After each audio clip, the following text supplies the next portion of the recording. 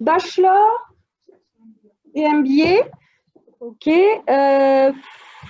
Frédéric, on est sur du MBA, je crois. Non, du bachelor. Bachelor. Élodie, bachelor, je crois. Oui, c'est ça. Voilà. Et Clara? Moi, ce serait pour un bachelor. Ok. Hein, donc, c'est juste pour... Donc, Chloé, tu es la représentante bachelor sur qui on compte, puisque c'est toi qui, voilà, qui représente cette promotion-là aujourd'hui. Alors, je vais essayer de bien vous mettre les éléments comme on était tout à l'heure. Hop. Peut-être qu'on peut commencer, non? Et oui, mais est-ce qu'on peut aller les...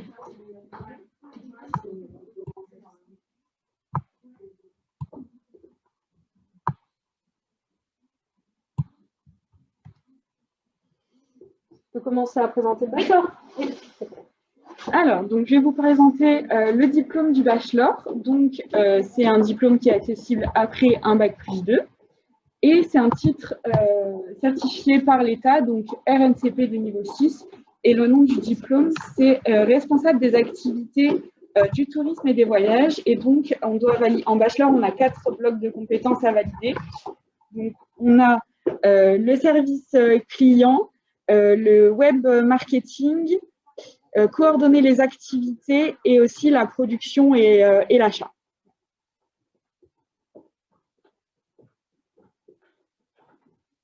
Et donc, moi, je vais vous présenter le diplôme MBA, spécialisé International Travel Management.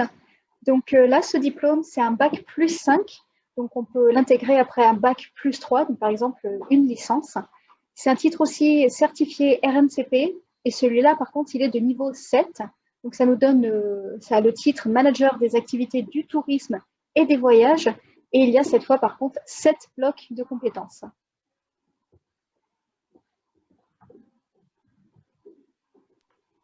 Et du coup, à l'ESCAET, comme on a pu déjà le voir avec les présentations de stages, etc., on travaille sur beaucoup de métiers de l'industrie du voyage. On pense souvent à tout ce qui est agence de voyage, tour opérateur, etc., mais il n'y a pas que ça, évidemment. On a de l'événementiel aussi, on a de l'hôtellerie, on a du digital, de la technologie, comme on a vu tout à l'heure avec Agathe, on a du revenu management, comme Hélène l'avait très très bien expliqué, la communication, de la gestion de projet. Donc, on peut vraiment trouver sa voie, même si on n'a pas un projet professionnel spécifique quand on entre dans l'école. Et avec les diplômes de l'ESCAET, on peut avoir plus de 250 métiers différents. Et on le ressent très bien en ce moment, vu qu'on est en train de chercher nos stages. Et tous les stages trouvés dans ma classe pour le moment sont assez divers et variés.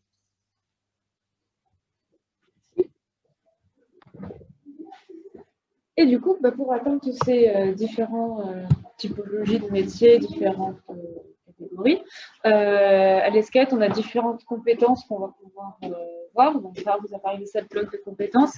Mais au-delà de ça, on va aussi développer tout ce qui est soft skills, donc le développement personnel. On va aussi y voir un aspect juridique, puisque c'est aussi important. Un aspect gestion, un environnement professionnel avec l'intervention de personnalités totalement externes, que ce soit des anciens étudiants, donc les alumni, ou alors des experts totalement extérieurs à l'ESCAET. Et enfin, on va aussi étudier les différents outils de l'entreprise, donc ils vont nous servir plus tard, donc que ce soit la maîtrise, par exemple, d'Excel de long, en large et en travers, ou même de WordPress, ou même de la suite de Google Suite et compagnie. Donc, en fait, on apprend vraiment à maîtriser tous ces outils-là qui vont nous être utiles dans la vie professionnelle par la suite.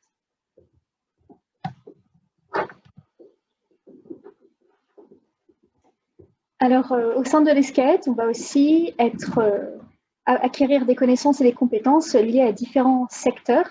Déjà, apprendre à les connaître. Donc, par exemple, le voyage de loisirs. Parce que le voyage de loisirs, on connaît un petit peu les agences de voyage, mais c'est vrai qu'on n'a pas une idée en fait du nombre d'acteurs qui font en fait ce secteur. C'est un vrai écosystème.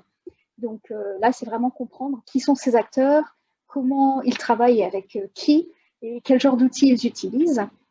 Et on va avoir aussi après le voyage d'affaires. Et donc là, c'est différent. Ça va être plutôt donc, les déplacements en fait, de professionnels dans différentes entreprises, donc pas nécessairement des entreprises du tourisme.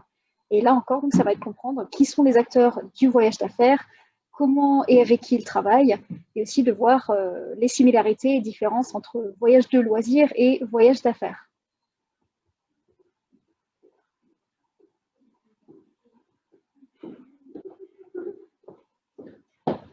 Alors ensuite, du coup, on étudie aussi le MICE et l'événementiel, que ce soit en bachelor ou en MBA du coup. En bachelor, je vous parlerai ensuite qu'il y a une option qui existe qui s'appelle PCE pour ceux qui veulent s'insérer directement après le bachelor dans l'événementiel. D'accord. Qu'est-ce que ça veut dire PCE? PCE, c'est une entreprise qui s'appelle Provence Côte d'Azur Events, pardon. Et en fait, ils travaillent en accord avec eux pour rencontrer des experts, faire des événements avec eux, si le Covid le permet, et tout au long de l'année, acquérir des compétences du coup et être directement opérationnel. C'est bon. Donc ensuite, on étudie aussi l'hébergement. Donc par hébergement, on étudie du coup tous les acteurs dans l'hébergement, c'est-à-dire un hôtel, un camping, un hébergement insolite, surtout qu'on en voit de plus en plus la création en ce moment. Donc on va d'abord étudier donc, tous ces différents acteurs. On va regarder comment ils fonctionnent, quel est leur mode de financement, comment aussi ils se rémunèrent. Aussi, par rapport à ce que je vous ai expliqué tout à l'heure, donc toute la technologie qui englobe du coup ce monde de l'hébergement, donc tous les acteurs qui permettent aux hébergeurs en fait de bien se vendre et bien se commercialiser. Alors du coup, pour ce qui est des transports, nous en bachelor, on a vu un module qui aborde les différentes mobilités, donc mobilité aérienne, maritime, ferroviaire, la location de voitures et aussi la mobilité urbaine. Et donc dans cette mobilité, il y a aussi la mobilité douce qui prend beaucoup plus de place donc, dans la société d'aujourd'hui et donc dans le tourisme. Ensuite, il y a aussi la possibilité, on a également vu tout ce qui concerne les territoires, parce qu'en effet, si on n'a pas de territoire à proposer, on ne peut pas proposer de produits touristiques. Donc, on a pu le constater avec la crise sanitaire qu'il fallait savoir vendre parce qu'il est tellement simple de vendre des territoires à l'autre bout du monde, mais pas le territoire français. Donc, il y a eu des enjeux aussi pour attirer du monde sur notre territoire, mais savoir aussi réfléchir à si j'attire du monde, il va y avoir de la surfréquentation. Comment, par exemple, sur la région sud, de pouvoir les dispatcher dans l'arrière-pays de certains départements et pas que sur les lieux phares de la région. Et aussi, du coup, créer de nouveaux itinéraires qui est la tendance cette année hors des sentiers battus pour éviter d'aller là où tout le monde va. On a aussi le secteur de la technologie qui est assez transverse et qui s'applique à différents secteurs qu'on a précédemment cités et qui, par exemple, peut avoir lieu avec l'hébergement, les outils pour gérer un hôtel, pour les transports, évidemment, gérer les places dans un train, dans un avion, les décollages, et dans le voyage d'affaires et de loisirs aussi, évidemment. On a ensuite des thématiques qui s'appliquent à différents secteurs qu'on a vus justement. Par exemple, le digital. Un bon exemple que j'ai de digital et de voyage de loisirs, c'est l'entreprise MyTourLife, qui propose des voyages virtuels, enfin digitaux, à 360 degrés, où j'ai testé avec eux une visite en Ouzbékistan, et c'était très intéressant de voir, d'être comme on était sur place, sauf que bon, avec le Covid, on ne peut pas vraiment se déplacer. Et on a aussi le digital dans le marketing, le web marketing, dans la communication, etc. En autre thématique, on a la gestion de projet IT, donc la création des outils. Donc, en ce moment, on travaille par exemple sur la création d'un outil fictif pour le revenu management dont Hélène avait parlé tout à l'heure. Ce genre de choses. Alors, ensuite, on va avoir donc, comme thématique l'innovation, mais aussi l'entrepreneuriat. Donc, je pense que tout à l'heure, on a eu un bel exemple d'entrepreneuriat. Donc, il faut savoir qu'on commence aussi dès le bachelor à apprendre de l'entrepreneuriat, sur par exemple les lois, etc., pour pouvoir ouvrir notre propre entreprise. Et innovation, par exemple, je sais que donc, les MBA 1 qui ont intégré l'école, eux, en octobre, ont par exemple pu assister à un échange avec un professionnel qui, lui, propose une solution technologique pour l'ouverture de chambre sur une clé ou Des choses comme ça. Donc, en fait, on nous montre des nouveaux projets qui n'existent pas. Voiture. Ah, location de voiture. Virtuo, voilà. J'avais mal compris, du coup. Mais, et du coup, en fait, on nous montre plusieurs projets qui n'existent pas encore et qui nous permettent aussi à nous permettent de réfléchir à notre avenir et comment on veut aussi le construire.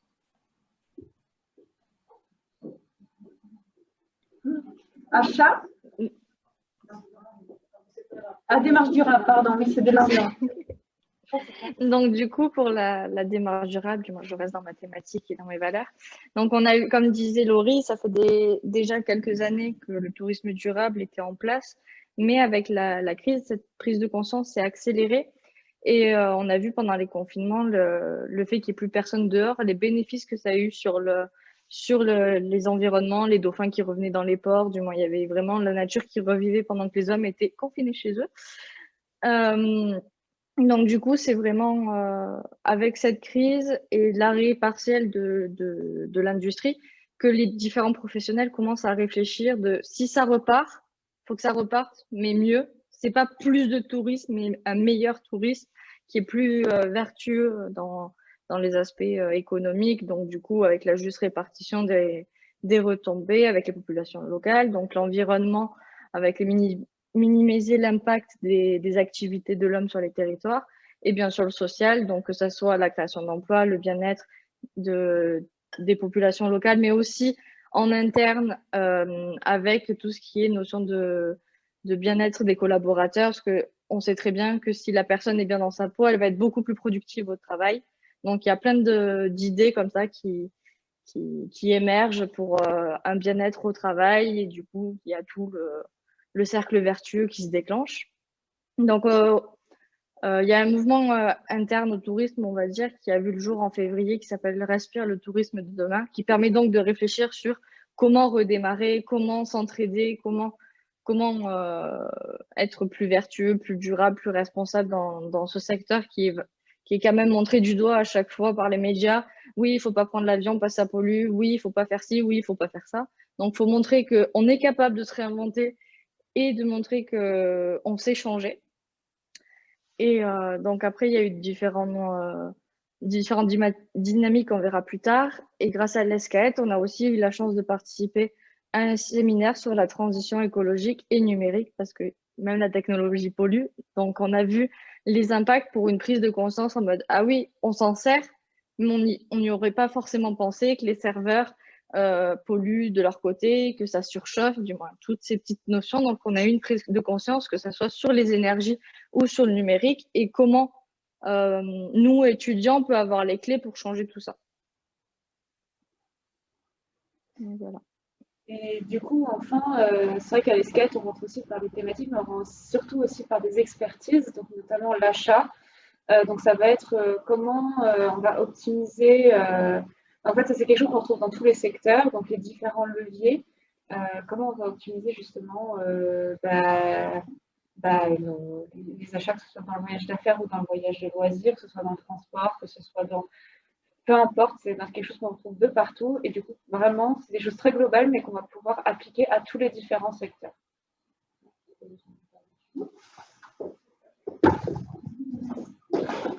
Alors, je vais maintenant vous parler de notre année, donc comment se passe notre année en bachelor. Alors, on a eu notre rentrée début octobre, donc c'était plutôt un mois de positionnement. Donc, on a eu plusieurs ateliers avec l'équipe pédagogique, ils nous ont bien expliqué le nouveau concept de l'école, les nouveaux outils, comment s'en servir. Et on a aussi eu des tests de positionnement donc en langue, voilà, pour qu'ils puissent faire les groupes de niveau. En informatique et aussi au niveau des soft skills, pour savoir lesquels on devrait améliorer individuellement. Soft skills, c'est les compétences douces, donc ce qui nous définit, par exemple, les hard skills, c'est les compétences qu'on apprend à l'école, les notions, les définitions, etc. Et les soft skills, c'est donc les compétences douces, celles qui nous définissent, plutôt côté développement personnel. Par exemple, si on est plutôt un leader, est-ce qu'on sait la gestion du stress, l'intelligence émotionnelle, ça va ou pas? Oui. Enfin, c'est clair. C'est bon. Et donc, à partir de novembre, pour moi qui venais de BTS Tourisme, donc c'était plutôt des révisions et donc voilà, du secteur du tourisme, des différents secteurs. Et voilà, pour ceux qui venaient pas de BTS Tourisme, je sais que ça les a beaucoup aidés et que c'était beaucoup de travail pour eux parce que du coup, c'était pas certaines choses qui pour nous étaient logiques, mais pour eux pas forcément. Donc voilà, on a retravaillé ces compétences.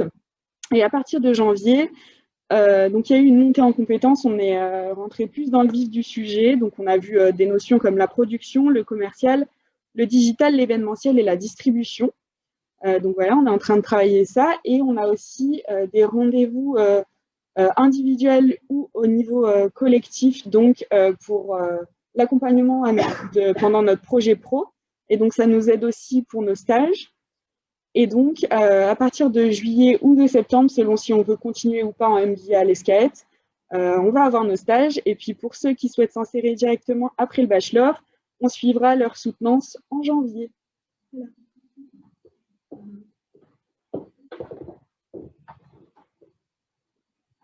Vas-y, c'est juste que je positionne ça. Ah, d'accord, merci.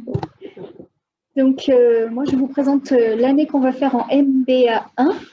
Donc, en octobre, on a le mois de positionnement. Donc, comme pour les bachelors, on va avoir des bilans de positionnement. Donc, là encore, sur les compétences hard skills, les soft skills, sur nos connaissances en outils. Donc, vraiment, qui on est, qu'est-ce qu'on sait et comment est-ce qu'on peut se préparer et se développer au cours de cette année. Donc, à partir de novembre, là, on va commencer déjà avec la configuration du secteur du tourisme et des voyages. Donc, c'est vraiment une introduction au monde du tourisme et aux différents acteurs, à la conception de voyages. Et à partir de décembre, là, on a vraiment une montée en compétences.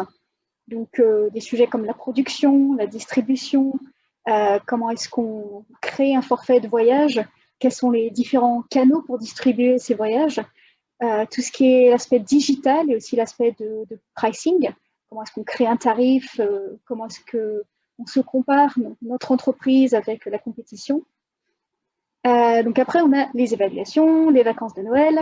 Et en janvier, les bachelors de l'année dernière, en fait, qui étaient partis en stage, nous rejoignent. Donc notre équipe s'agrandit. Et on continue avec nos compétences.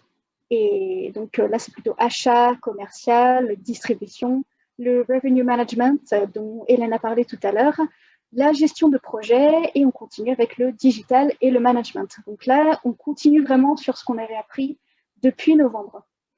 À partir de mars-avril, on commence la recherche de stage parce qu'on va partir pour un stage de 4 mois à partir de mai-juin jusqu'à septembre. Et pour ça, donc on a nos recherches personnelles, les candidatures à faire et on a un accompagnement pro. Donc ça se fait avec l'équipe de l'ESCAET et aussi avec ce qu'on appelle des compagnons de route. Alors ces compagnons de route, c'est des alumni, donc des personnes qui étaient à l'ESCAET et qui sont maintenant dans le monde professionnel, qui vont échanger avec nous lors de rendez-vous pour voir un peu vers où est-ce qu'on veut s'orienter, quel métier nous intéresse et qui peuvent nous donner des conseils sur comment intégrer le monde professionnel. Donc, du coup, pour la deuxième année de MBA, donc pareil, le mois de positionnement, parce qu'on est rentré de 4 mois de stage, donc il faut se remettre dans le bain, refaire les positionnements sur les connaissances et les compétences acquises l'année dernière, et aussi au niveau des langues, pour refaire les niveaux de groupe, pour vraiment être accompagné par petits groupes. Donc ensuite, on a eu donc des renforcements et ouvertures sur des problématiques du secteur. Donc, par exemple, on a eu des nouvelles notions, que ce soit en digital avec la création de sites web, d'applications ou encore des notions de codage. On a eu aussi le séminaire sur la transition écologique, comme je vous parlais plus tôt. Après, en même temps, donc pendant ce renforcement, on a eu le management de projet avec les associations comme Nolwenn l'a présenté sur les projets entrepreneuriaux. Donc, je vous présenterai en plus en profondeur. Bon, déjà que je l'ai présenté avec mon stage, mais on va en reparler à la fin. Donc, du coup, voilà, on a toujours l'accompagnement personnalisé et collectif avec l'équipe pédagogique surtout en MBA2, ce qui est important, c'est qu'on va devoir faire notre rendu pour le dossier final et les soutenances. Donc, on commence déjà à réfléchir sur les thématiques, vers où on veut aller. Ça doit nous aider aussi à trouver un stage. Du coup, en janvier dernier, on a eu les soutenances des MBA2 de l'année dernière. Donc, ça nous a permis de voir les tendances du secteur, s'il y a eu des changements par rapport aux années précédentes.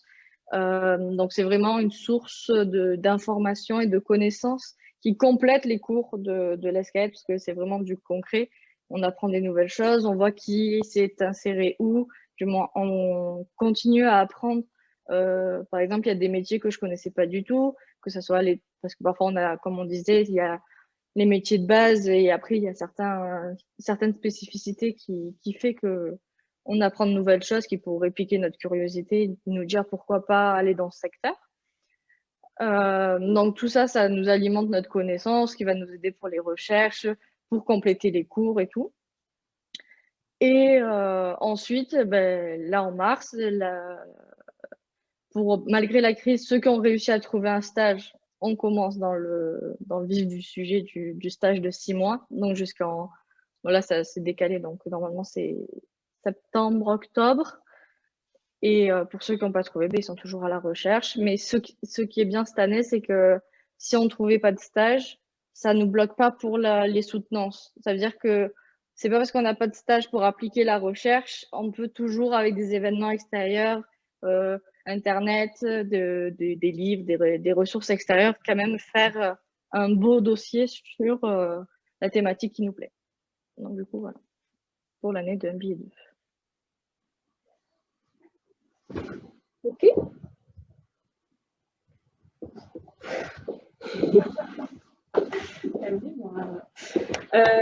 Du coup, on part aussi sur des choses qui sont pas mal concrètes, notamment avec beaucoup d'interventions professionnelles, que ce soit parole d'impro, on reviendra un petit peu dessus, mais aussi la participation à des événements. Il faut savoir qu'en temps normal, il est compliqué de participer à des événements pour nous en tant qu'étudiants, puisqu'on ne peut pas non plus se déplacer, partir à droite, à gauche tout le temps. C'est un coût, on n'a pas le temps, on a d'autres choses à faire à côté. Mais l'avantage donc du Covid, puisqu'il en faut bien, c'est que tous ces événements du coup se sont développés de façon hybride ou voire totalement en digital, ce qui nous a permis d'y prendre part. Et donc on a pu rencontrer de nombreux professionnels du tourisme, on a pu échanger avec eux, c'est déjà une bonne partie de réseautage, de comprendre ce qui se passe, de comment ça se passe, voir comment le monde du tourisme évolue dans ces temps très particuliers. Et bon, ça, c'est une liste d'exemples d'événements auxquels on a pu prendre part. C'était français, oui, c'était français. Et moi, je vais juste vous parler du NEXT, donc le New Explorer Challenge, parce que j'ai eu la chance d'y participer. Donc, il faut savoir que le NEXT, c'est un événement qui a été mis en place par Fred Blizzet, donc Travel Hunter. C'est un événement, c'est une sorte de challenge auquel tout étudiant dans le tourisme pouvait participer. Le but était d'établir une offre touristique qui répondait à une charte, bien sûr, sur le tourisme durable, en incluant les populations locales, en ayant un impact positif. Donc, il y aura un jury de professionnels qui va élire le meilleur projet pour la première place. Et la seconde place, c'est le prix du public sur Instagram. C'est mercredi 17 mars, si vous vouliez venir nous soutenir. Sûr, si je parle comme ça, je vais aller très loin, moi.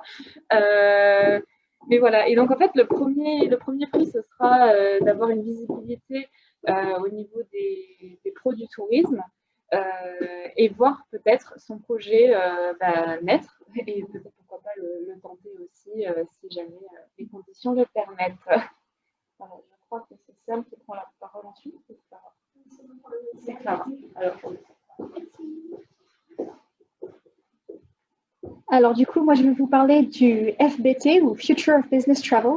Donc là, c'était un webinaire qui regroupait des professionnels du monde du voyage d'affaires. Et en fait, ils échangeaient autour de plusieurs débats. Donc, c'était par exemple autour de la technologie, autour de l'hôtellerie, vraiment tout en lien avec les déplacements des professionnels.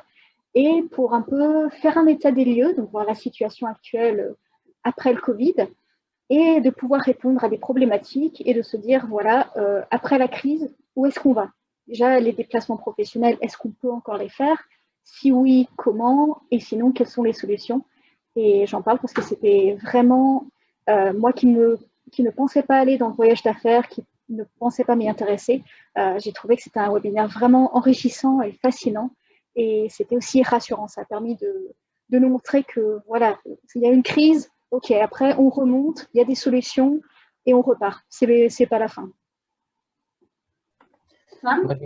Moi, je vais vous parler du grand live du voyage d'affaires qui se ressemble beaucoup au Future of Business Travel.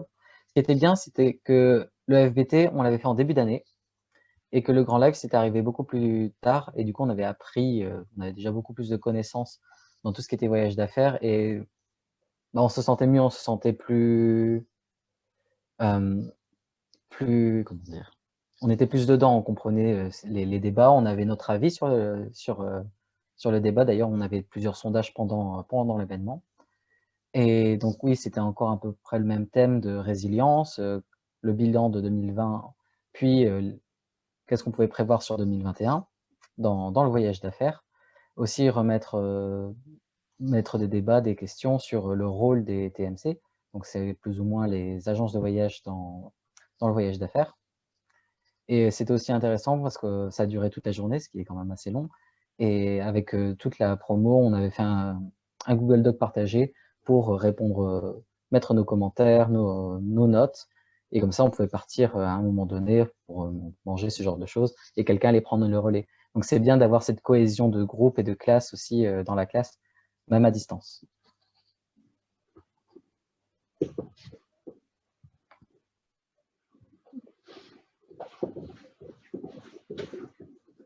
Alors du coup, on assiste déjà à des événements lors de notre parcours et on a aussi régulièrement des professionnels du monde du tourisme qui interviennent et donc on a des sessions sur Zoom. Ils nous présentent leur métier, un petit peu leur secteur et donc on parle avec eux pour voir aussi qu'est-ce qui est en train de se passer, quelles problématiques ils sont en train de résoudre. Donc moi personnellement, je vais vous parler de Stanley Baudu, qui est la Head of Virtuo Business chez Virtuo. Donc, on a mentionné le nom tout à l'heure. Virtuo, c'est une agence de location de voitures entièrement digitalisée. En fait, on réserve exactement le modèle de voiture qu'on veut sur la plateforme. Et ensuite, on a une clé entièrement digitalisée qui est sur notre smartphone. Et si on a des problèmes, il y a un service d'aide aux clients qui est aussi online. Et pourquoi est-ce que ça m'a fascinée autant? Déjà, moi, quand je suis arrivée, même après ma licence en tourisme, je me disais, mais la location de voiture, qu'est-ce que ça fait dans le tourisme? C'est quoi le lien, quoi? Et en fait, je me suis rendu compte que ce soit pour le voyage de loisirs ou le voyage d'affaires, ils travaillaient avec beaucoup d'acteurs et de collaborateurs du monde du tourisme. Et j'ai trouvé ça, et aussi parce que je suis vraiment fascinée par la technologie, que c'était un concept très innovant et c'était vraiment une idée super intéressante. Et donc, j'ai pu échanger avec eux lors de l'échange et après envoyer un petit message de remerciement sur LinkedIn pour dire, voilà, franchement, vous m'avez ouvert les yeux, là, j'ai découvert un nouveau secteur.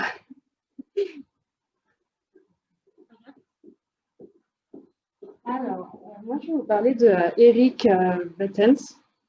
Donc, il faut savoir déjà que ce monsieur est un ancien ingénieur et en fait, il y a quelques années, il en avait marre et il voulait s'insérer dans le monde du tourisme et du coup, il a fait appel à l'ESCAET qui l'a aidé du coup à monter son beau projet qui est Eric and the Trip, donc qui est une agence de voyage en ligne.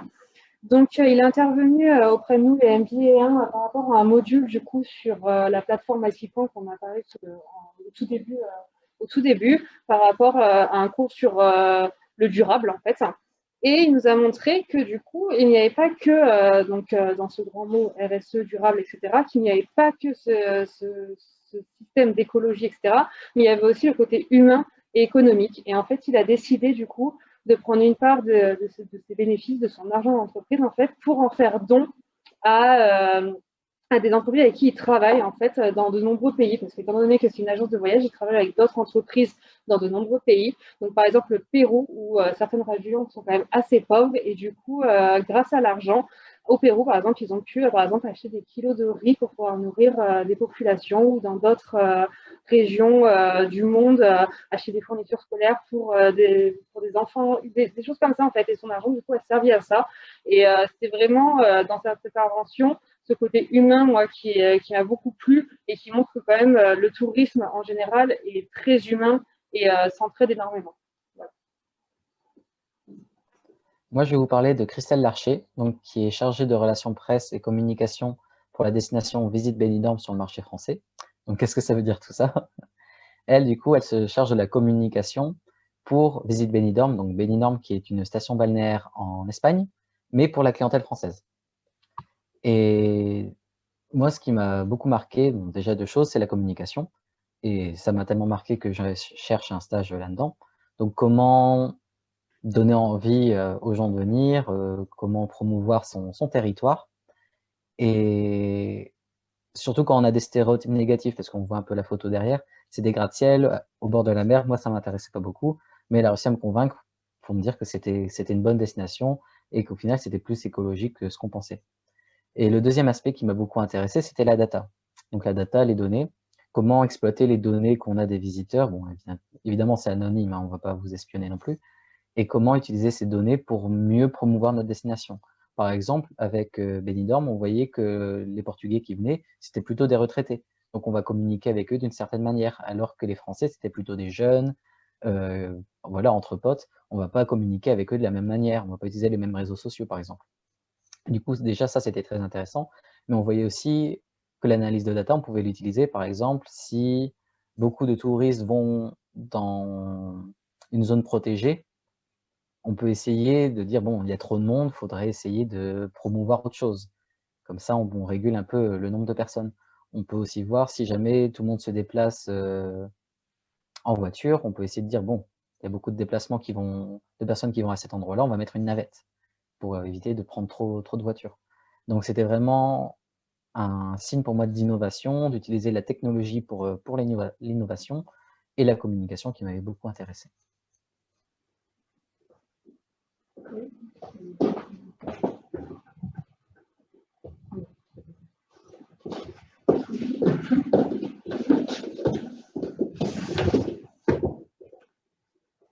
Alors, pour en revenir du coup aux soutenances, les soutenances, du coup, c'est l'examen final, en fait, pour acquérir son diplôme. Donc, qu'on soit en bachelor ou en MBA, du coup, quand on veut arrêter après le bachelor, on passe une soutenance. Et à la fin du MBA, on passe aussi une soutenance. Et ce qui est bien, c'est qu'en fait, avec ce travail de recherche appliqué sur un sujet précis, en fait, l'ESCAD nous donne la chance de pouvoir assister à ces soutenances. Et du coup, ça nous permet en fait de savoir qu'est-ce que sont devenus les élèves, d'en apprendre beaucoup aussi sur les stages, quelles sont les missions qu'ils ont faites, d'en savoir plus sur plein de sujets qui sont vraiment super intéressants. Et du coup, c'est vraiment, je sais pas, pertinent au niveau de l'apprentissage qui nous permet d'acquérir encore plus de connaissances.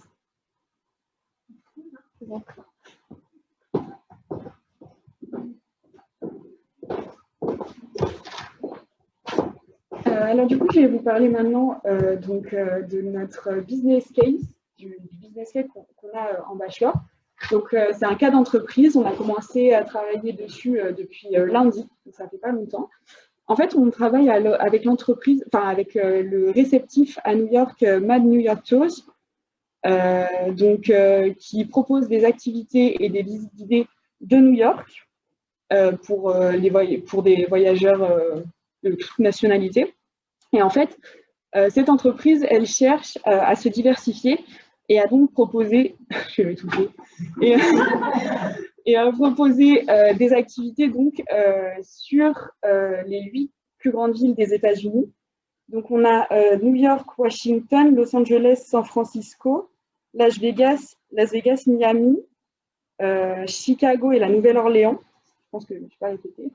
Donc on est un groupe par ville et donc notre travail déjà c'est de faire des recherches sur la ville pour bien appréhender le territoire et connaître les activités qu'ils proposent. Ensuite, on va répertorier les activités que l'entreprise pourra ensuite proposer à ses clients. Et ce que les dames de l'entreprise nous ont dit, c'est qu'elles ont un manque au niveau digital. Elles ne maîtrisent pas bien tout ce qui est réseaux sociaux, newsletters, sites web, etc. Et donc, nous, on va aussi avoir un travail du coup au niveau digital. On va devoir faire une newsletter, faire des posts sur les réseaux sociaux et écrire des articles de blog. Et donc, on a un petit peu plus d'un mois pour réaliser ce travail en groupe. On aura des notes sur les newsletters et nos productions, et on aura aussi un oral à la fin de ce mois. Il y a un petit stage à New York à décrocher à la fin, voilà, pour vous vendre un petit peu de rêve. Et donc, en bachelor, on a aussi l'option MICE.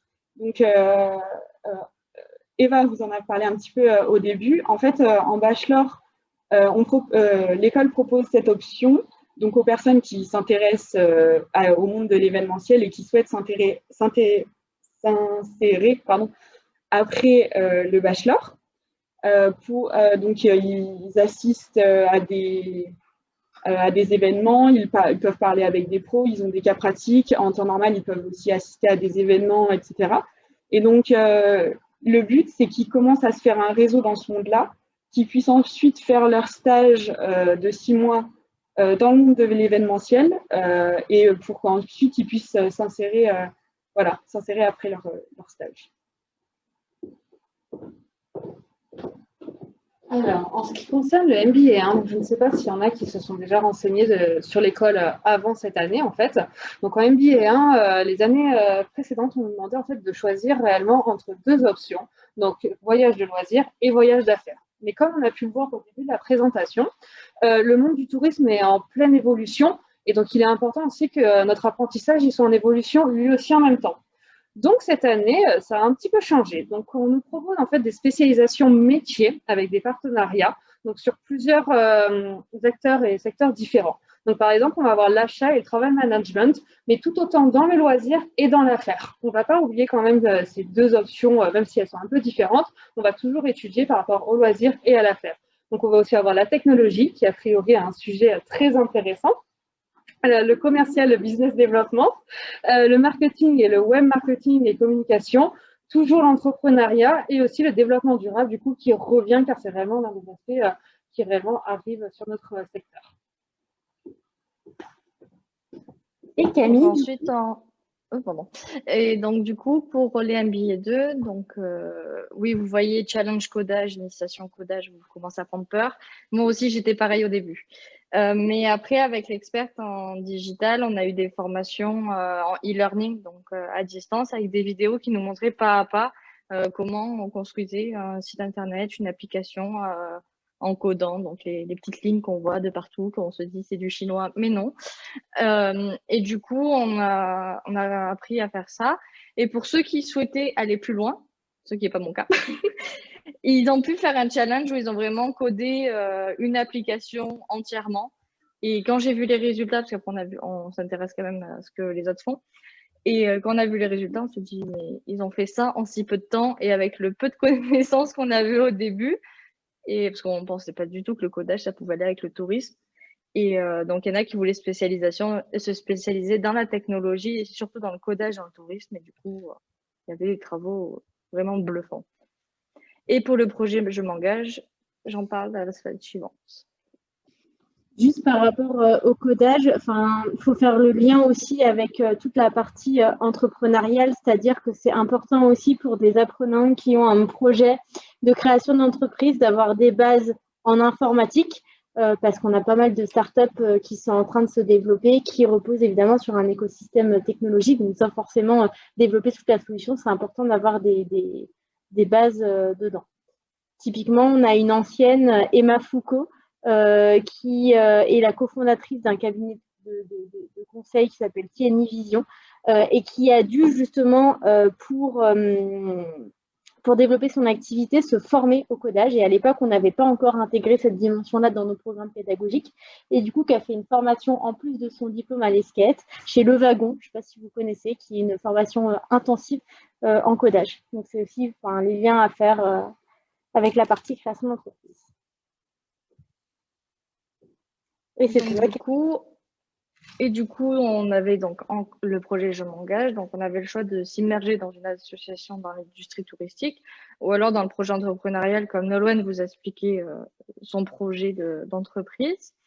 Donc, pour ma part, j'ai choisi AJA pour un tourisme responsable. Après, il y avait d'autres, comme sur la partie plus voyage d'affaires, donc avec DBTA, ils ont pu faire des masterclass qui étaient vraiment tournés pour tous les acteurs du voyage d'affaires. Ensuite, il y avait sur plus du culturel, Seconde Nature, qui, eux, se sont basés sur des missions plus sur de la refonte de sites internet et de communication, parce que malheureusement, les événements, il fallait repenser les missions à cause de la situation actuelle. Et nous, comme je l'ai expliqué un peu plus tôt pour agir pour un tourisme responsable, on était sur des missions de communication, donc de la refonte de communication, que ce soit sur tous les visuels de réunions, de webinaires, d'avoir une identité visuelle assez homogène sur tout leur support, que ce soit pour la création de l'événement qui devrait avoir lieu cette année, ou encore sur les groupes de travail côté label avec tout ce qui est croisière, réceptif, hôtel club et bien d'autres. Donc du coup, voilà. Merci Camille. Je laisse la parole à Laurie. Alors maintenant, on va terminer justement sur la partie inscription. Comment ça se passe donc c'est ce qu'on appelle un appel à talents. Donc nous, on cherche nos talents pour l'année prochaine dans les différentes promotions. On a fait évoluer le processus de recrutement. Tout simplement, en fait, il faut remplir un formulaire en ligne, assez classique, avec différentes informations, nom, prénom, adresse, formation actuelle, etc. Et puis, une fois qu'on a reçu ces éléments-là, c'est là qu'on passe à la deuxième étape, plutôt sur… vous avez le choix du support. Ça peut être une vidéo, ça peut être un PowerPoint, ça peut être un dessin, enfin, peu importe le support que vous choisissez.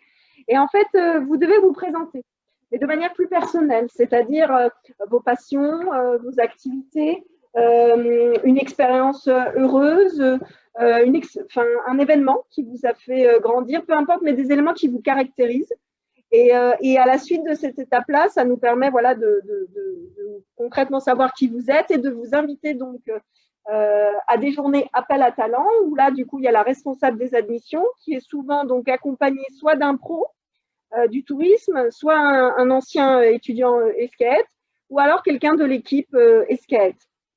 Et là, vous avez 10 minutes pour vous présenter et présenter vos motivations à nous rejoindre. Et à partir de là, ensuite, c'est un échange en fait que l'on a et sur l'industrie et sur vous et sur nos formations pour s'assurer que voilà, on est bien en phase, mais aussi bien vous que nous, puisqu'en fait, intégrer une école, c'est les deux parties. C'est pas uniquement l'école qui sélectionne, c'est vous aussi de voir si concrètement ça match avec ce que vous attendiez d'une école et ce que vous attendez d'une école. Voilà, donc du coup, il y a un moment, bien évidemment, on vous demande quand même les copies des diplômes et les bulletins des années précédentes. Bien évidemment, ça reste aussi important dans l'étude de votre dossier. Mais c'est vrai qu'on a fait évoluer ça plutôt vers quelque chose de plus personnel, avec intégration, en effet, dans le jury de sélection, soit de l'équipe, soit un jury professionnel ou un ancien qui travaille actuellement. Voilà, je crois qu'on en vient à bout de tout ce qu'on avait envie de vous dire, parce qu'on avait beaucoup de choses à dire. J'espère que voilà, ça vous a je pense, quand même donné beaucoup d'éléments sur qui on est, notre façon de voir notre industrie et l'accompagnement que l'on peut en faire. Donc maintenant, on peut passer à la partie questions-réponses et vous donner la parole, parce que jusqu'à présent, on ne vous a pas beaucoup donné la parole, donc aussi bien en ligne, donc Frédéric, Élodie ou Clara, que vous qui êtes là en face de nous. Est-ce qu'il y a des questions? Maintenant, les étudiants, si vous voulez revenir vers moi, parce que je pense qu'ils vont avoir des questions qui sont plutôt qui vous concernent vous, j'imagine, que moi. Quelles sont les questions? Moi, j'aurais une question. Oui, Frédéric, oui. Déjà, concernant l'inscription avec l'appel au talent, Est-ce que vous avez une période à peu près où... Ah oui, bonne question, pardon, j'ai oublié. En fait, il y a à peu près des sessions toutes les semaines ou tous les 15 jours. D'accord. Très bien. Donc, sur le site, il me semble, les dates sont communiquées des différentes... mais c'est très régulier, en fait. Après, il y a des espèces d'échéances sur chacune des étapes, mais vous avez toujours des sessions qui sont assez proches. Toutes les semaines ou toutes les 2 semaines, ça dépend du nombre de candidatures qu'on reçoit. Donc, c'est pour ça. Merci.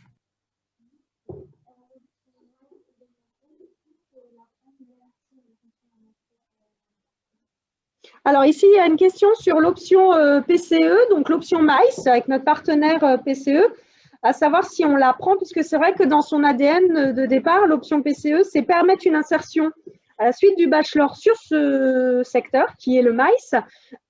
Pardon, mais aujourd'hui, c'est vrai que dans le contexte actuel, certains des étudiants PCE, si je ne me trompe pas, si je suis à jour, vont de toute façon éventuellement continuer en MBA, donc ce n'est pas incompatible. Avant, ce n'était pas possible, mais dans le contexte actuel, on a été un peu plus ouvert, on va dire ça comme ça, parce que de toute façon, cette option peut aussi vous servir par la suite après le MBA. Ce n'est pas forcément uniquement une insertion après un bachelor. Ça répond ?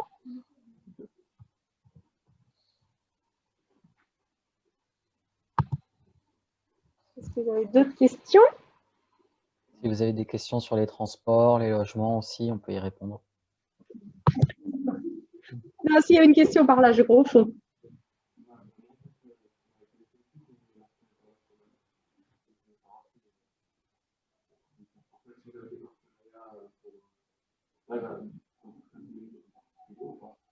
Alors ici, il y a une question sur le côté international, mais du coup, qu'est-ce qu'il y a derrière l'international? C'est de savoir si on a des partenariats à l'étranger, notamment pour nous aider sur la recherche de stage, en fait, par exemple, peu importe, il n'y a pas de destination privilégiée. En fait, depuis que l'ESCAET est né, on a toujours, en fait, nous, on n'a pas de scénario privilégié, on travaille au cas par cas. Et donc, quand un étudiant veut partir à l'étranger, donc on définit ensemble, bien sûr, la destination.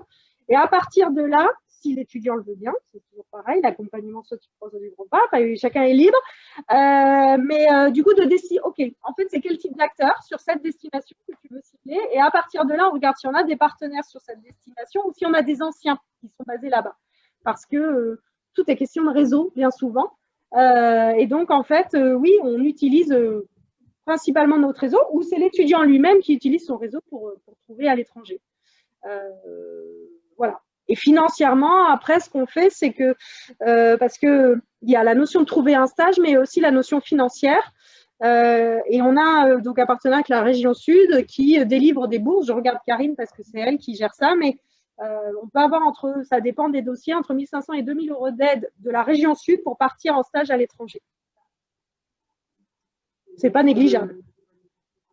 Non, bourse PRAM, hein, c'est ça? PRAM, P-R-A-M-E. Viens là si tu veux. Je ne t'entends pas. Du coup, je réponds. Donc, en fait, on ne souscrit pas au dispositif Erasmus. Donc, en fait, les étudiants ne peuvent pas en bénéficier. Erasmus, c'est pour les universités. Voilà. Donc, nous, par contre, on a un partenariat avec la région qui offre une aide à la mobilité à l'international dans le cadre des stages. Voilà. C'est un dossier à remplir au moment, avec la convention de stage à joindre, une étude du dossier qui permet d'octroyer une bourse allant de 1 500 à 2 000 euros pour aider à la mobilité à l'international lorsque l'étudiant s'en va. Alors, pour le coup, c'est n'importe où dans le monde. Ce n'est pas spécifique Europe, ça peut être n'importe où. Voilà.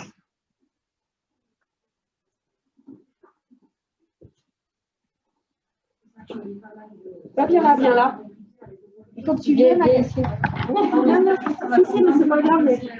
Vas-y, si. Non, j'allais dire, c'est vrai que cette année, avec le Covid, on n'a pas vu beaucoup de stagiaires à l'étranger, mais je me souviens du coup, depuis bachelor, je suis ici, j'ai vu des personnes qui ont fait des stages, par exemple, en Afrique du Sud, en Australie, qu'on fait aussi en Angleterre, en Écosse, en Amérique, aux États-Unis.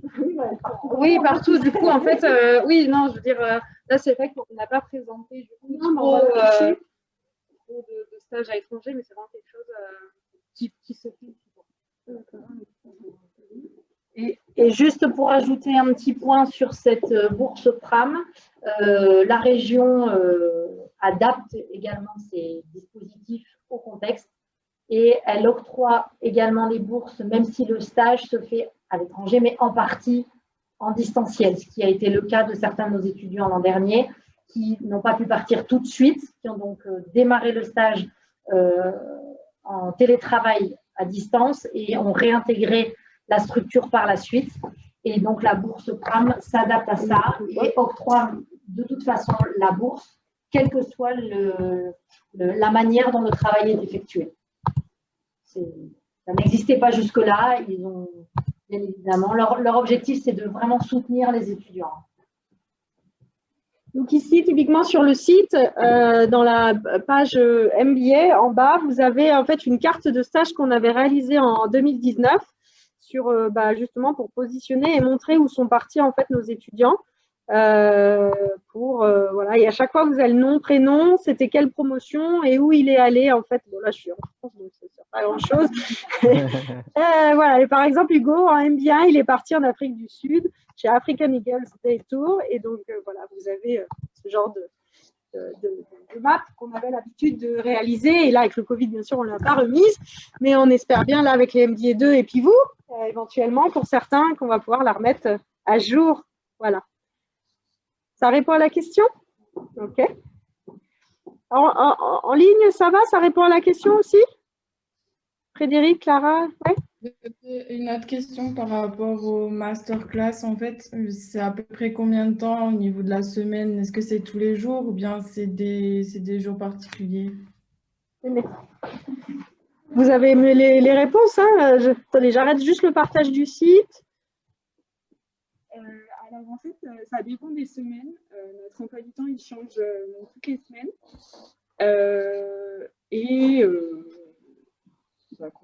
Sinon, c'était quoi d'autre? Est-ce que c'est tous les jours?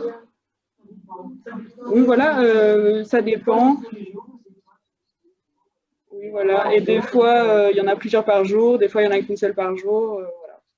Ça change. Et souvent, les masterclass, elles sont liées au parcours sur MySkillCamp. Donc, par exemple, si on a un parcours à faire entre, je sais pas, je dis n'importe quoi, entre le 1er février et le 15 février sur du management, pendant ce parcours-là, on va avoir, par exemple, 3, 4 ou plus des masterclass si on veut revenir sur des points. En fait, c'est souvent accolé au parcours en ligne pour être accompagné s'il y a des notions qu'on ne comprend pas ou pas. On a quand même certains cours qui sont assez réguliers. Par exemple, on sait que le mardi matin, ce sera plutôt les LV2. Et le jeudi matin, on a un coaching en anglais. Enfin, pour nous, un billet, en tout cas. Oui, pour nous aussi, c'est pareil. D'accord, merci.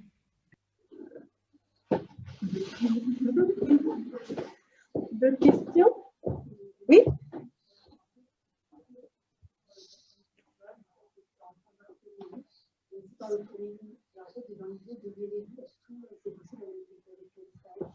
Alors ici, il y a une question d'une personne qui qui a toujours aimé le patrimoine culturel et qui est actuellement dans une formation licence d'archéologie et qui nous dit, franchement, je trouverais ça intéressant de lier ça au tourisme. Est-ce que c'est possible avec les skates?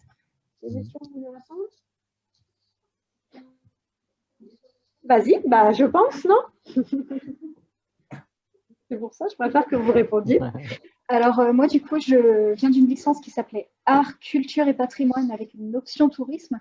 Donc, ça rejoignait art du spectacle et métier du livre. Donc, on avait vraiment un focus sur le patrimoine culturel, sur l'histoire de l'art aussi. Et au départ, franchement, c'est aussi ce que je pensais faire, en fait, essayer de lier le patrimoine culturel avec le tourisme. Et honnêtement, j'ai changé maintenant. Mais si jamais, est-ce que c'est possible? C'est ça sa question. Si jamais elle n'a pas envie d'aller vers la technologie, comme toi, c'est possible, honnêtement. Je vois beaucoup de personnes qui sont en licence avec moi ont continué à faire le patrimoine culturel. Et vers l'archéologie, il y a plein de sites qui recrutent, de sites naturels, de sites historiques, de sites culturels. Donc, honnêtement, je pense que oui. Tu peux foncer et tu peux trouver ta voie. Soit aller vers quelque chose qui recrute déjà et un site spécifique qui t'intéresse, ou alors créer ton propre site et voir ce que tu veux faire.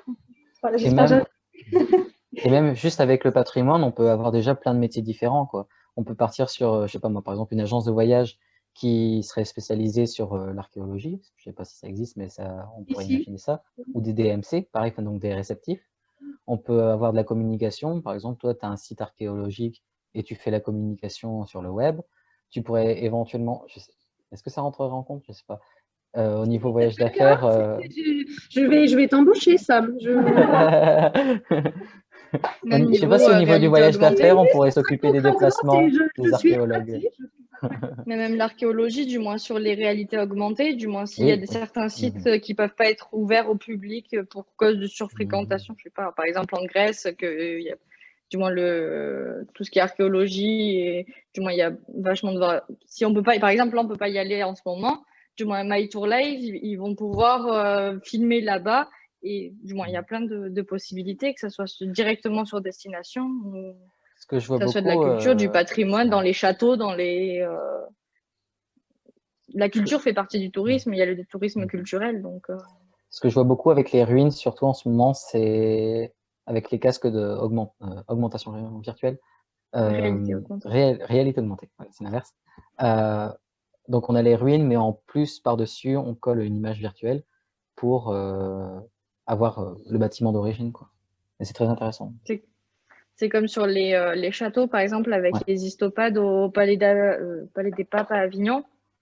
On voit du moins le palais comme il est aujourd'hui, et on passe avec la tablette, et en fait, ça le redécore, on va dire, comme c'était à l'époque. Donc, c'est vraiment des superpositions d'époque. Donc, on s'immerge encore plus dans la culture et l'époque où ça y est. Ils t'ont déjà fait ton projet professionnel. C'est ça. Si tu veux, tu peux signer là. T'inquiète, on va donner nos coordonnées, tu peux nous contacter. C'est ça. Non, mais il y a plein d'opportunités. Voilà, c'est ça. C'est que, oui, bien sûr, avec toutes les compétences ici, vous pouvez lier les deux et, comme il disait, soit sur la communication. C'est comme Laurie, elle disait au début, du moins, c'est surtout par des passions. Du moins, par exemple, il y avait en exemple le tourisme animalier. Qui c'est qui aurait pensé faire du tourisme avec des animaux, du moins, avec des animaux. Et là, il y en a une de ma promotion. Voilà. Il y en a une de ma promotion qui a trouvé son stage chez Terre de Découverte. Et en fait, c'est sur le bien-être animal, parce qu'on connaît les balades à dos d'éléphant, du moins la maltraitance animale.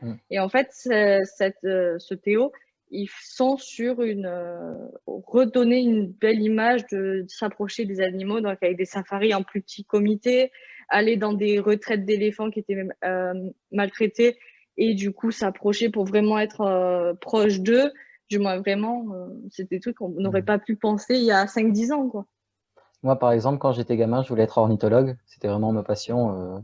Bon, au bout d'un moment, quand je me suis dit j'ai vu tous les oiseaux d'Europe, ça devient un peu répétitif. Mais là, par exemple, je sais que dans ma recherche de stage, j'hésite à faire une candidature libre pour le parc du Marcanterre, qui est un parc ornithologique que j'aime beaucoup en baie de Somme. Mais donc voilà, c'est allier deux choses que j'aime beaucoup en une, quoi. Ils t'entendent plus. Mais non, tout évolue tellement vite aujourd'hui. Enfin, moi, je suis dans une licence de conférencier et du coup, c'est l'histoire. C'est beaucoup d'art aussi. Et c'est vrai qu'il y a cette population qui est vachement vieillissante. Et moi, je me suis remise en question à ce niveau-là, dans le sens où, voilà, passer un certain cap d'âge, ça commence un petit peu à m'ennuyer aussi. Je ne suis pas prise au sérieux, bref. Et ma question, c'était, est-ce qu'il n'y a pas moyen de redynamiser justement tout ça? Et en fait, j'ai découvert My Tour Live, d'ailleurs, dans la première semaine, j'ai découvert My Tour Live, qui est justement avec les visites virtuelles, etc. Et dans le sens où j'ai l'impression, c'est quelque chose que j'ai découvert avec les skates, si le métier n'existe pas, tu peux le créer. Et c'est ça qui est génial, en fait, c'est que dans le tourisme, en fait, c'est tellement vaste, c'est tellement grand. Il suffit juste d'assembler tes valeurs, tu prends les compétences qu'on te donne, et puis c'est parti, et c'est tout. Voilà, c'était mon intervention. C'est beau, hein? C'est beau, ouais. Vraiment. Non, mais vraiment, merci beaucoup. On devrait faire des JPO plus souvent. Vous avez d'autres questions?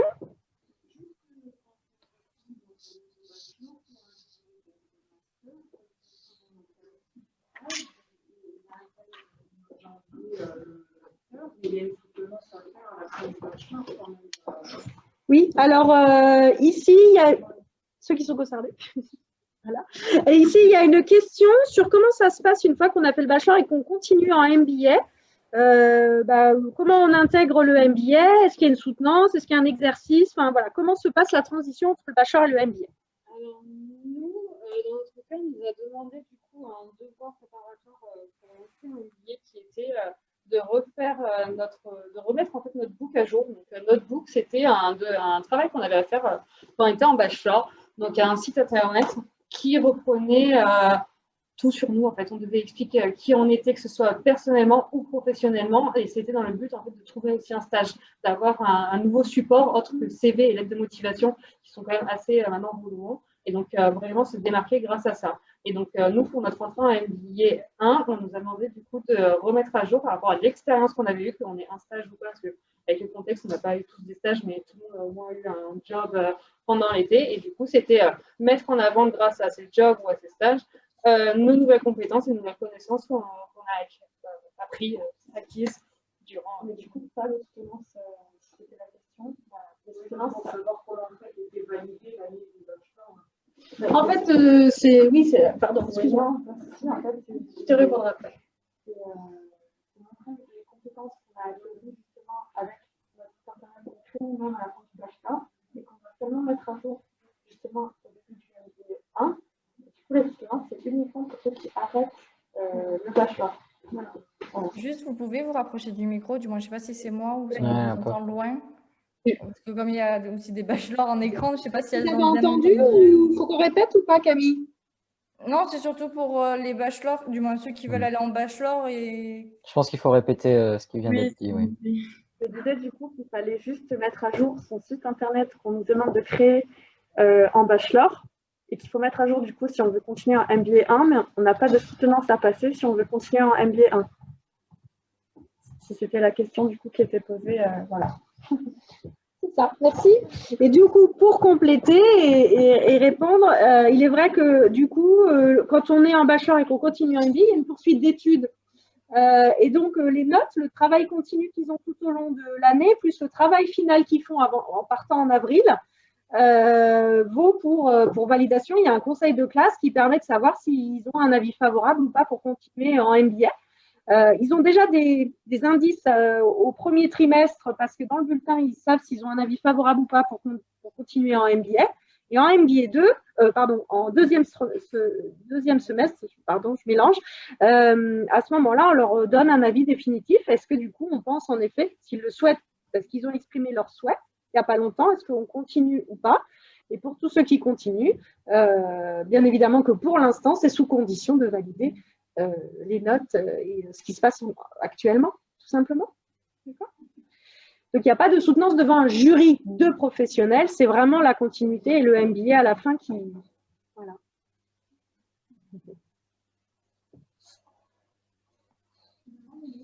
Vas-y.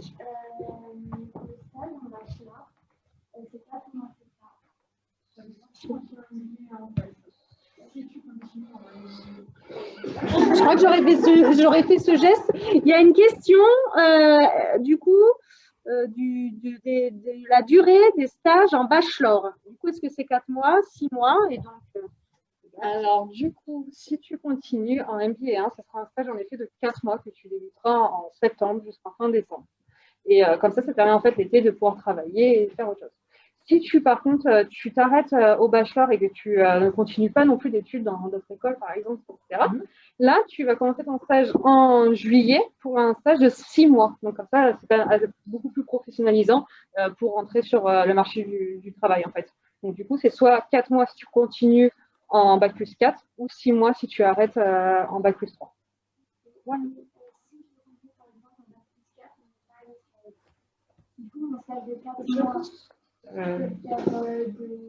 Non, du coup là c'est un choix de, du coup c'est pardon, mais du coup il faut vous mettre dans les bachelors insertion, ça veut dire que vous ne continuez pas en MBA. Vraiment la poursuite chez nous, c'est chez nous du coup. On ne prend pas en compte, donc en fait vous rentrez dans le cursus insertion et donc ça veut dire que vous avez un stage de 4 mois jusqu'à temps que vous démarrez votre nouvelle formation en septembre ou en octobre. Mais ça dépend les cas, parce qu'en fait, ça dépend des années, ça dépend des formations, en fait. Donc, on demande individuellement à chacun de nous faire part, en fait, de sa décision de poursuivre ailleurs. Et en fonction si c'est de l'initial ou si c'est de l'alternance, parce qu'il y a toutes ces questions-là aussi, à ce moment-là, du coup, en comité pédagogique, on décide du stage de cette personne, c'est de quand à quand, et est-ce qu'on lui permet ou pas, parce que c'est exceptionnel, en fait. Ce n'est pas un dispositif que nous, on a bien intégré. C'est soit tu poursuis en MBA, soit tu t'insères, parce que notre bachelor, il est fait pour s'insérer. En fait, techniquement parlant, ce n'est pas fait pour…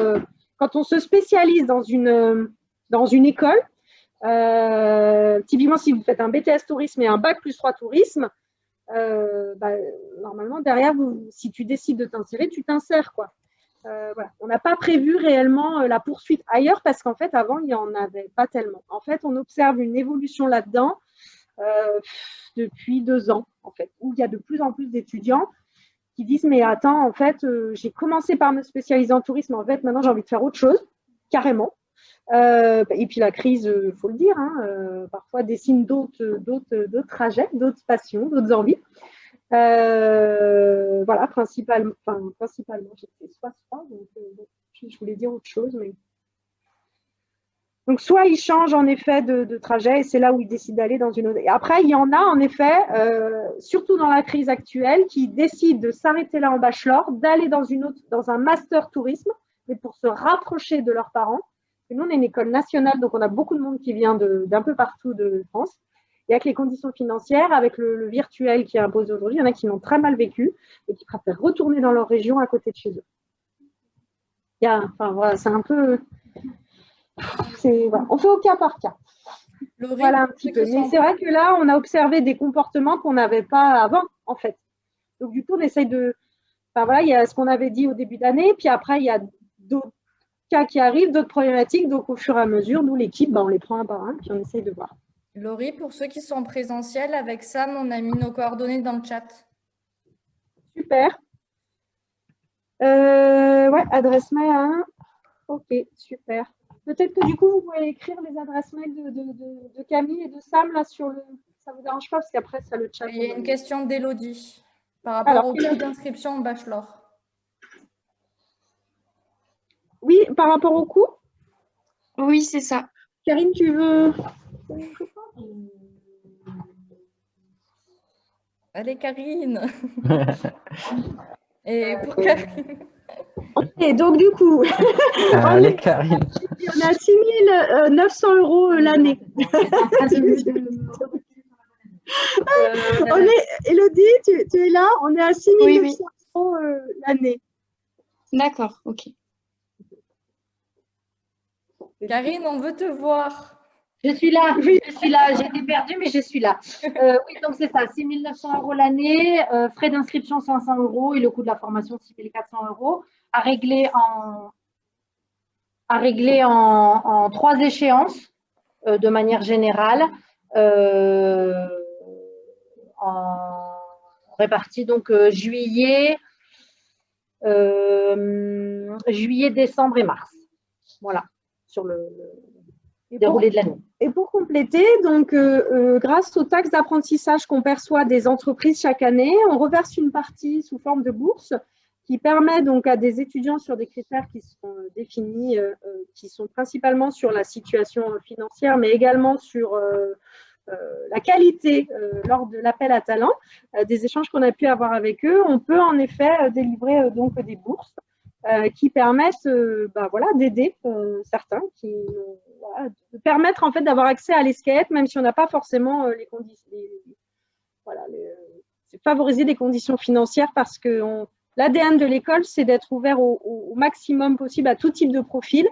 Et on ne veut pas être sectaire sur ce sujet-là. Et on pense qu'on est une école de commerce privé, mais rien n'empêche en fait de permettre tout à chacun d'avoir sa chance avec ses bourses, si jamais.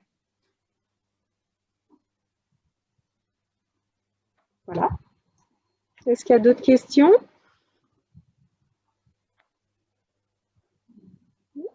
Ça va? On a fait le tour? J'aurais juste une question à vous poser concernant la bourse. est-ce que, enfin, je demande parce que je ne sais pas, hein, je ne sais pas du tout. Est-ce que, par exemple, tout ce qui dit la bourse du Crous et tout, on n'en bénéficie pas? Voilà, exactement. Il n'y a pas de possibilité d'avoir accès aux bourses Crous quand on est inscrit à l'ESCET.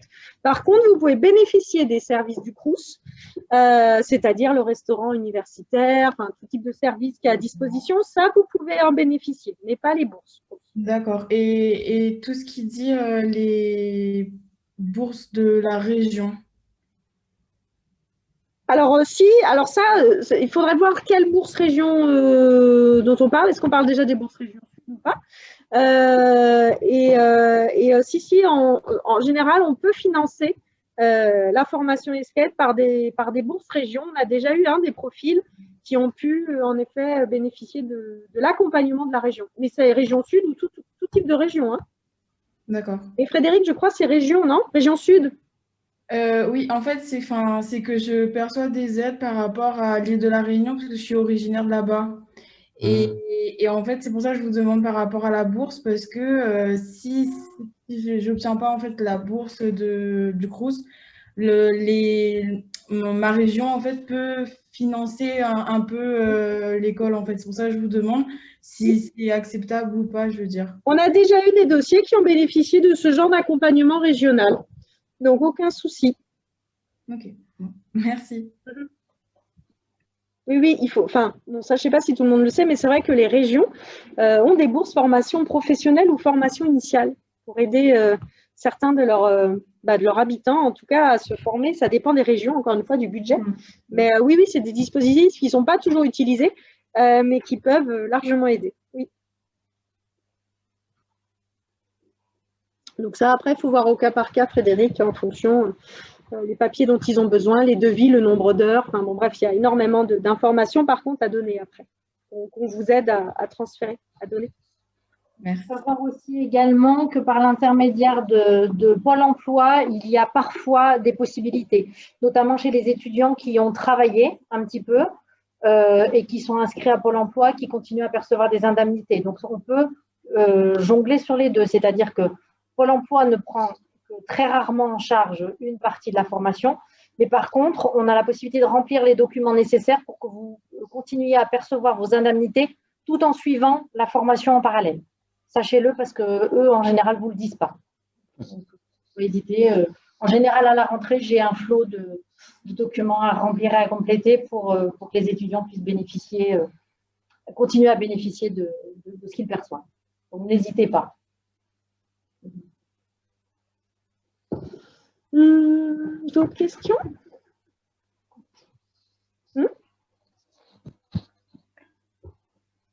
Tout bon? Bon. Là, vous écrivez toutes les adresses?